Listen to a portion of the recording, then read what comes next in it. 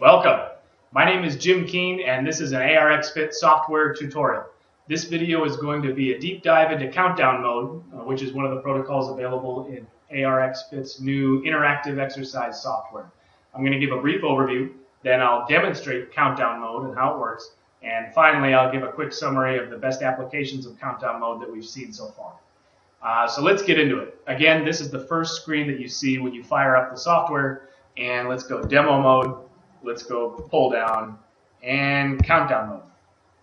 So here we are in countdown mode, and the general gist of it is that countdown mode is for those who prefer to have some consistency in their exercise over time and are also looking to add a competitive edge to their workouts. Countdown mode allows you to do more work than you did last time, always doing a little bit more in the same space of time, session after session after session. It's very simple, very efficient, and highly motivating. The way it works is that first you set the timer, and for the purposes of this demonstration, we're going to set it for say, 30 seconds. And when you press start, the timer begins counting down, and you have that amount of time to accumulate as much output as possible. When the timer gets to 0, everything stops. Even if you keep pressing or the trainer keeps moving the machine, no force registers after the timer hits 0. So if I press start here, as your set progresses, once start is pressed, you'll see a line being drawn, and that represents your performance. You press harder, it gets steeper, and if you let off, it flattens out. Unlike in-road mode, the y-axis here represents not your real-time momentary force reading, but instead your cumulative output, a running total that you keep adding to as the set goes on. And the x-axis is still elapsed time. So instead of a strength curve, you produce what we're calling your output curve, and you're trying to draw the steepest output curve that you can. So you do your sets, you have your workout, and when you come back next time, the line that you just drew will appear in gray, and you'll then compete against it in real time. So dig this. You press next, you do the workout, you leave, you come back next time, you press pull down, you press countdown mode, and there's the line that you drew last time. So it's you against a previous version of yourself.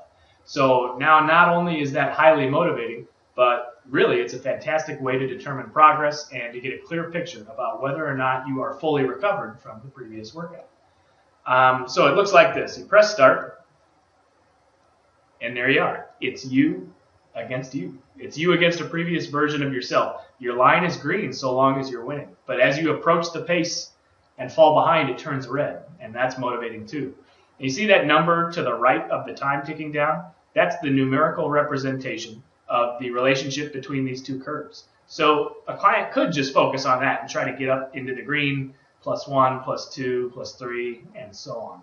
The yellow line represents your output from last time, so you're trying to get your line above that yellow line.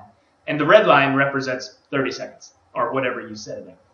So that's what the curves look like. And of course, you press next. Yeah, you do your workout. Everything goes great. You come back next time. You press pull down. Same thing. Countdown. All right, Mabel. Let's do a little bit better than last time. And you can see the data accumulating in the client history to the right. So, and that's when it fills in, it becomes scrollable. So you can see somebody getting stronger over time. Their maxes go up. Their intensity goes up.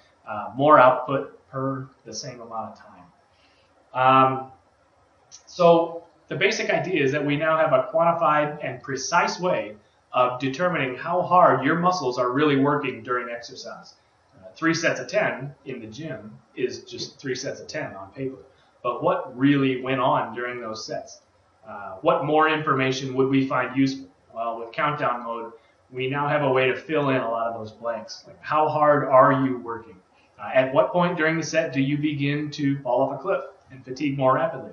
Do your muscles actually perform better than they did last time, or were you just cheating your form a little bit? Anyhow, this is what countdown mode looks like in practice. And again, this is great for clients who want that consistency in their workouts. They want to know that no matter what, they're going to get their 2 minutes, by God, or 1 minute, or 30 seconds, minute 30, whatever. If someone knows that they've got those 2 minutes, then they can pace themselves and become familiar with the routine so they can exert comfortably and safely while being aware at each moment how they're comparing to what they did last time. So they can just barely keep the pace, not go all out, do just a bit better, which will still get them in better shape over time.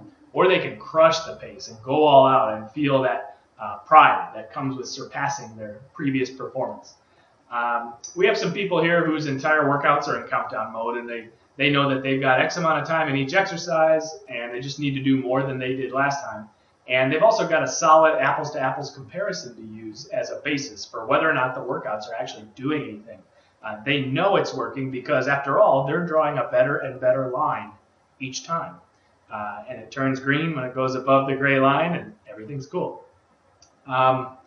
See, another great use for countdown mode is like a metabolic conditioning scenario where you can incorporate ARX into your existing routines. Say like 1 minute of battle ropes, 1 minute of stair climber, 1 minute of countdown mode on the ARX pull down, 1 minute of countdown mode on the ARX chest press, and then 20 kettlebell swings. And that's a cycle. And you do that cycle a couple times. And that's just a for instance. There's not really any limit to the things you could do. But that would be a cool way to incorporate almost like a CrossFit kind of style thing, a WOD, and do a minute of this.